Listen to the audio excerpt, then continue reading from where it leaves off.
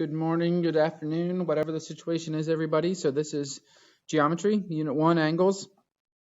By the end of this, hopefully we'll be able to identify the parts of angles and name angles in various ways, classify angles, be able to identify pairs of angles and solve problems involving them. You can see some important vocab there that we will talk about as we move along. Angles are kind of the backbone of geometry. So let's go along. So an angle, first of all, is made up of two different parts. We have the vertex, which is here in the middle.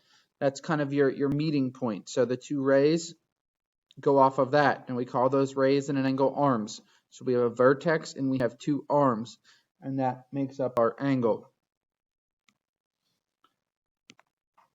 So when we talk about angles, we need to know which ones we're talking about. So we have different ways we can name them. So we may be able to, if there's a number inside, use that. Now this symbol is the symbol for angle, so we could say angle 2. That's not always going to be there. Okay, sometimes it will, sometimes it won't. We can also use the vertex sometimes. Now that doesn't always work either, because sometimes there'll be multiple angles at that vertex. But remember, that vertex is like this middle point where they meet. So the ways that always work are using the two arms and the vertex. Now the vertex has to go in the middle. So we could call this angle EFG. Notice the F is in the middle, or we could call it angle GFE. They're both the same thing, just different ways. But that F has to be in the middle because that's your vertex. So coming down to number 3, we could call this angle 5. We could call it angle D. The way I would suggest always doing is using the 3 letters and saying angle CDE or angle EBC. I would also encourage you as we move along to pause, rewind, if they're not catching something. So I'm going to go through the odd problems on this. You guys will practice the even problems, check your answers with an Edpuzzle, and then there'll be some sort of graded quiz, whatever you want to call them, questions at the end. So we have 4 different types of angles we'll talk about. So a right angle usually has this little box here, and it is 90 degrees. Okay, when you think about right, think about perpendicular, two lines that meet at 90-degree angles. An obtuse angle, the prefix OB means bigger. So this is going to kind of open up from a 90-degree angle. So this is going to be larger than 90 degrees. So obtuse is going to be larger than 90 degrees. Acute is kind of closing that door. So it's going to be smaller than 90 degrees. Okay? And a straight angle is going to be 180 degrees. So those are the 4 big vocab words when we're talking about a single angle. Now when we talk about pairs of angles, we have 4 terms that we'll talk about. So the first is adjacent. And we're not really going to have problems involving these. But if we look at angle 1 here, it's this angle right here. If we look at angle 2, it's this angle right here. So notice they share a side. They share an arm. That's what makes them adjacent. Sharing an arm. So if we think about this big angle, that big angle would equal angle 1 plus angle 2. So adjacent angles are beside each other. They share an arm. Vertical angles. We have two lines that intersect. Vertical angles are angles that are like across from each other in the x. So angle 3 and angle 4 would be vertical.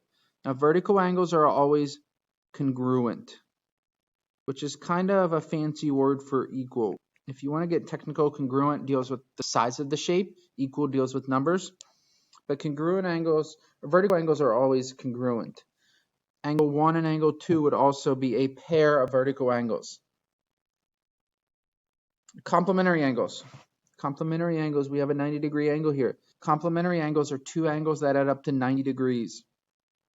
So angle 1 plus angle 2 would equal 90 degrees.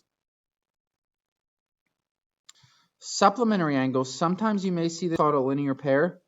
They're not exactly the same. A linear pair has to be adjacent and form a line. Supplementary angles don't necessarily have to be adjacent. But notice here, remember we said a line was 180 degrees. So supplementary angles always add up to 180 degrees. Okay, so we have adjacent, we have vertical, we have complementary, and we have supplementary. So now we'll look at some problems involving those. Okay, so here we have, and I'm going to zoom on each one of these just to make it a little easier to see. If you go back to the Jamboard, you can always see what they look like full screen. See, we have this little box right here. That means 90 degrees. That means this also has to be 90 degrees because they form a line together.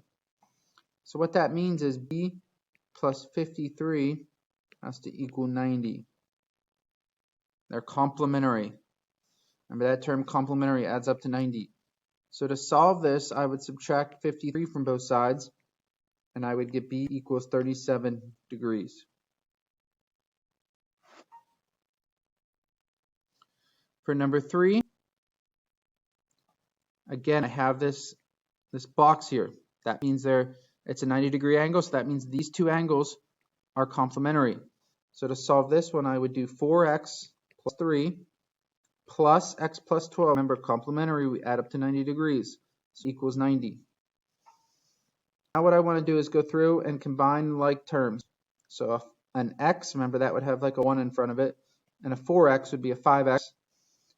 Then I have a 3 and a 12, so that would be 15. Okay, so to solve this, I'd subtract 15. Remember, when I'm solving, I'm just trying to isolate the variable, get the variable by itself. The opposite of multiplying by 5 is dividing by 5. Those cross out, so I get x equals 15. So those are the complementary angles. Supplementary. So notice all of these. If I look at this one, they form a line. So these two angles here form a line, and we know a line is 180 degrees, which makes them supplementary. So for these, I would add them up and set it equal to 180 this time because they're supplementary. So I would subtract the 130 and get B equals 50 degrees. If I go down here, again, that goes for this angle, and then we have that angle, so they form a line, which means they're supplementary. So I would add them up, set it equal to 180. So I have to combine like terms.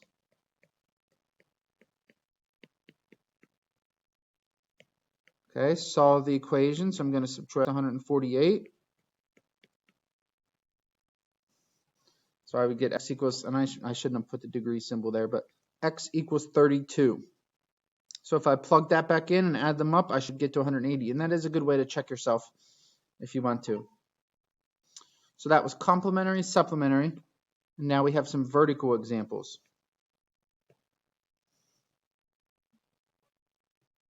Okay, so here, notice we have this line and this line. So we have those intersecting lines where they kind of create an X. These are across from each other. So that basically just means when B equals 78. Vertical angles are always congruent. For number 3, notice we have a line here. So 3x, those are across from each other, would have to equal 42. If I divide by 3, I get x equals 14. So that would be my final answer. So your goal now is going to be try the evens. Okay, there'll be I think just 6 problems honestly. So you'll try those. I'll put a video up of the answers of those, and then you'll have some graded questions to do. So hopefully you learned what you needed to, although you can always look stuff up online on different websites. CK12 has some great stuff, Khan Academy. I may put some links on Classroom, but if I don't, certainly email me if you have any questions at all. Have a great day.